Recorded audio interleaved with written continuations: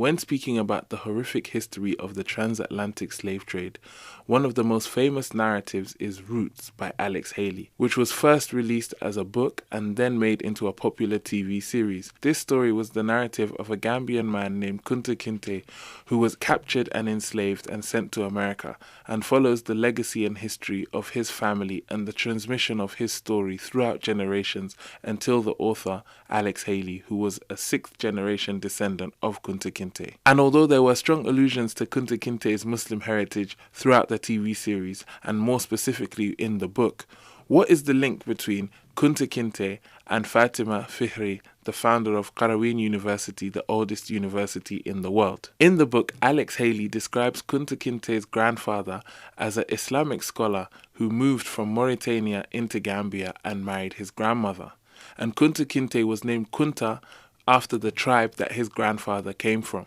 This Kunta tribe were the descendants of a famous Swahaba named Uqba bin Nafi', who accompanied his uncle Amr bin As during the Arab conquests of North Africa. So Uqba bin Nafi' and his uncle Amr bin As were both famous companions of the Prophet Muhammad ﷺ and members of the same tribe as him, the Quraysh. Uqba accompanied his uncle Amr bin As during the conquest of Egypt, where his uncle settled on the banks of the River Nile and established a city called Fustat, which later grew and became known today as Cairo. Uqba bin Nafi' continued to travel inwards until he arrived at Tunisia and established a city called Karawan, which became a center of Islamic learning and a prominent place of travel and study for Muslims across North Africa. One of Uqba's descendants, Fatima Fihri, then traveled to Morocco, where she established her own masjid, which became known as the Masjid of the People of Karawan, or Masjid al-Qarawiyyin. And the Kunta tribe, which Kunta Kinte's grandfather came from,